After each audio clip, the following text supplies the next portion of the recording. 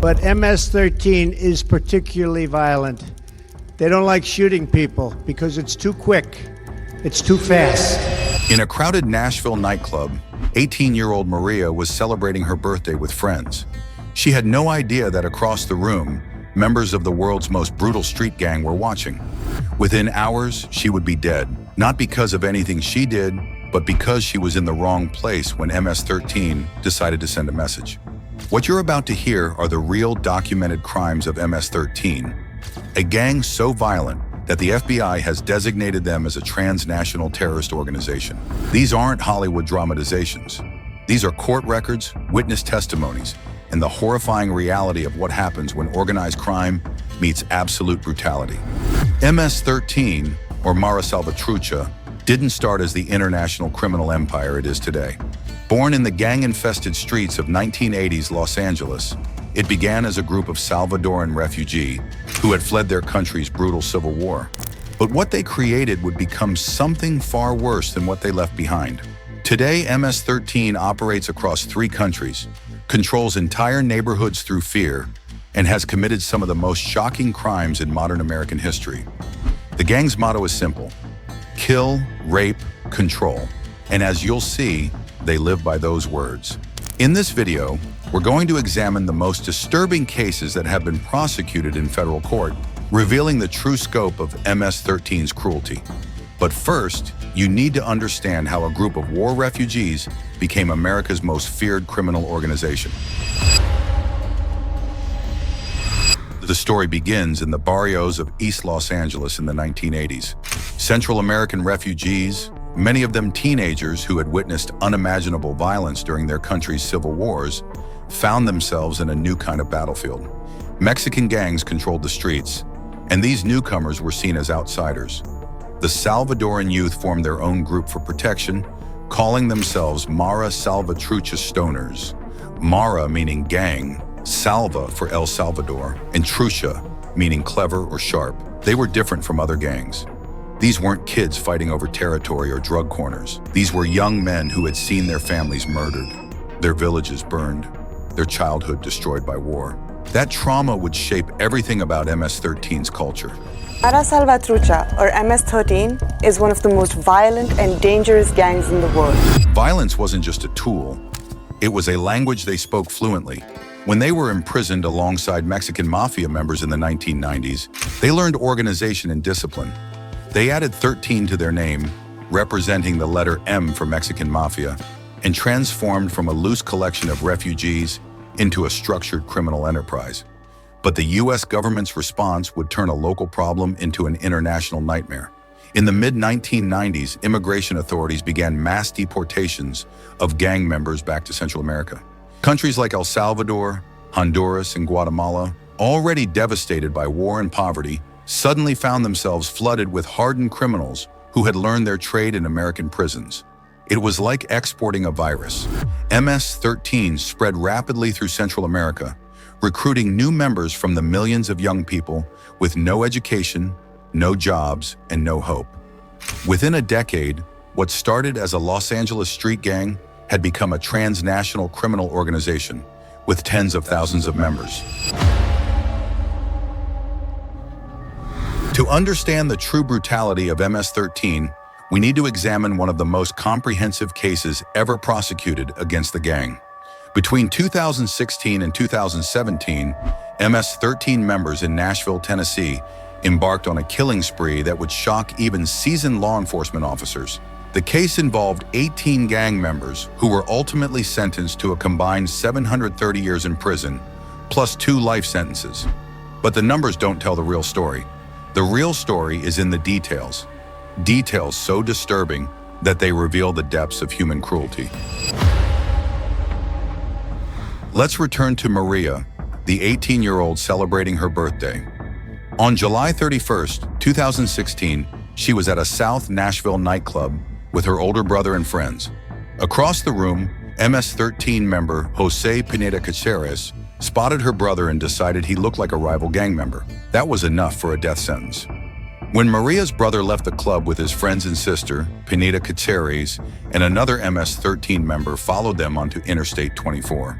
They chased the car at high speed, firing multiple shots through the rear window. One bullet found its target, but it wasn't Maria's brother. It was Maria herself, killed instantly on what should have been one of the happiest nights of her life.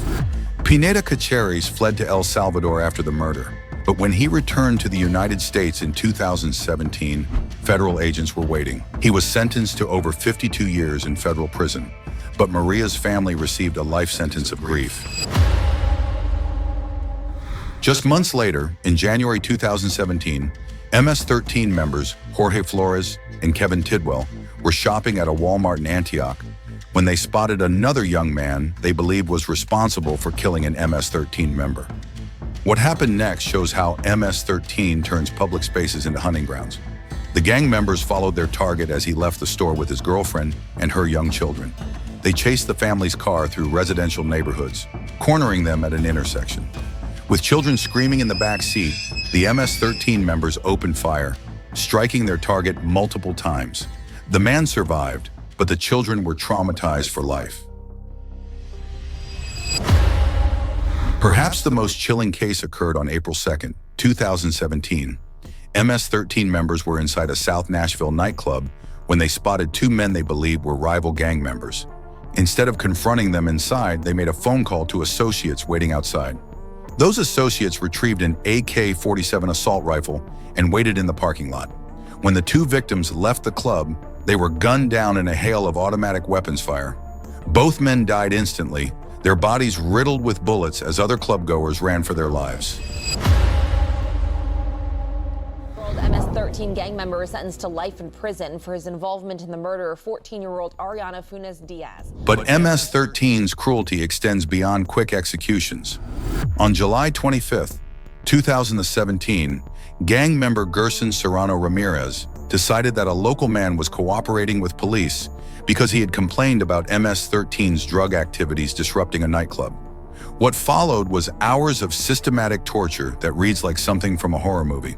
Serrano Ramirez choked the victim with a rifle strap, sprayed bleach directly into his eyes, suffocated him by placing a plastic bag over his head, and broke his fingers one by one with a pair of pliers. The victim survived, but the physical and psychological scars will last forever. The Nashville spree culminated on September 24th, 2017, with what prosecutors called one of the most depraved acts they had ever seen. MS13 members lured a man to a secluded location, claiming he owed money for drugs. When he arrived, they forced him into the trunk of a car and shot him multiple times. But they weren't finished. To destroy evidence, they drove the car to a remote area in Cheatham County and set it on fire, with the victim's body still inside the trunk. The message was clear: cross MS13, and not even death will be the end of your suffering. You might wonder how a gang can coordinate such systematic violence across multiple countries. The answer lies in MS13's sophisticated organizational structure, which combines the brutality of a street gang with the discipline of a military organization. MS13 operates through local cells called cliques, each controlling specific territories. These cliques are led by palabreros, literally those who have the word, who can order murders, extortion, and other crimes with a simple phone call. Above them are regional leaders called corredores, or runners, who coordinate activities across larger areas. What makes MS13 particularly dangerous is their initiation process and code of conduct. New members must endure a 13-second beatdown, being brutally assaulted by existing members for exactly 13 seconds. But getting in is easier than getting out. The gang's rules are simple. Desertion is punishable by death, and that death sentence extends to family members. The gang's distinctive tattoos serve as both identification and a life sentence. MS13 members often have their faces, necks, and hands covered in gang symbols, making it nearly impossible to leave the criminal life behind. These tattoos mark them for life, both to rival gangs and to law enforcement. MS13's primary income comes from extortion, particularly in Central America, where they control entire neighborhoods. Bus companies, small businesses, and even street vendors must parent to operate in MS13 territory.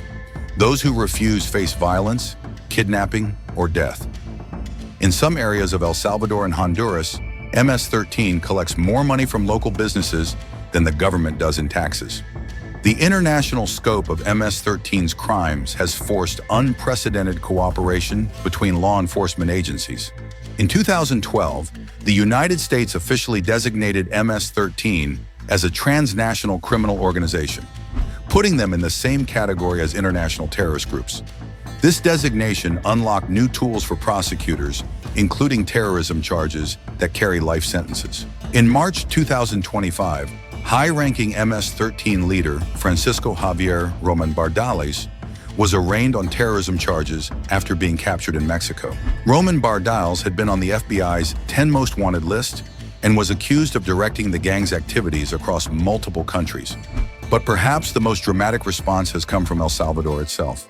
In March 2022, after MS-13 members killed 87 people in a single weekend, President Nayib Bukele declared a state of emergency that remains in effect today. Since then, Salvadoran authorities have arrested over 70,000 suspected gang members, effectively dismantling MS-13's operations in their home country. The crackdown has been controversial, with human rights groups criticizing mass arrests and prison conditions. But the results are undeniable. El Salvador's murder rate has plummeted from one of the world's highest to one of the lowest in the Americas. For the first time in decades, Salvadoran families can walk their neighborhoods without fear. However, this success has come with a cost. Many MS-13 members have simply fled to other countries, particularly Honduras, Guatemala, and the United States. The gang's structure remains intact in these areas, and they continue to recruit new members from communities plagued by poverty and violence. Today, MS-13 remains active across the United States, with significant presences in Los Angeles, New York, Washington, D.C., and other major cities. Federal authorities estimate the gang has between 8,000 and 10,000 members in the United States alone, with tens of thousands more in Central America. Recent cases show that MS-13's brutality hasn't diminished. In 2025, federal prosecutors in Boston secured guilty pleas from multiple MS-13 members involved in racketeering conspiracies. In California, gang members were sentenced to over 20 years in prison for murders and drug trafficking. On Long Island, where MS-13 has been particularly active, authorities continue to uncover new cells and criminal enterprises. What makes MS-13 particularly challenging for law enforcement is their international nature. A murder ordered in El Salvador can be carried out in New York. Money extorted in Honduras can fund weapons purchases in Los Angeles. The gang operates like a multinational corporation, but their product is violence and fear. The victims of MS-13's crimes are overwhelmingly young, poor, and from immigrant communities. The same demographics the gang claims to represent. They prey on the vulnerable, turning neighborhoods that should be safe havens into territories controlled by fear. The story of MS-13 is ultimately a story about the consequences of violence, poverty, and failed policies. What began as a group of refugee children seeking protection has evolved into one of the world's most dangerous criminal organizations. The crimes we've discussed today, the murders, the torture, the systematic terror, represent just a fraction of MS-13's documented activities. Behind each case file is a family destroyed, a community traumatized, and a reminder that evil can take root anywhere when good people fail to act. But there is hope. The success in El Salvador shows that with sufficient political will and resources, even the most entrenched criminal organizations can be defeated. The ongoing prosecutions in the United States demonstrate that justice, while sometimes slow, is relentless. As we've seen, MS-13's cruelest crimes aren't just statistics in a police report. They're human tragedies that demand our attention and our action. Only by understanding the true scope of their brutality can we hope to prevent future victims from suffering the same fate as Maria, the 18-year-old who just wanted to celebrate her birthday with friends. If this video has opened your eyes to the reality of gang violence, please like and subscribe for more in-depth investigations into the criminal underworld. And remember, the fight against organizations like MS-13 requires all of us to stay informed, stay vigilant, and never forget the victims whose stories demand to be told.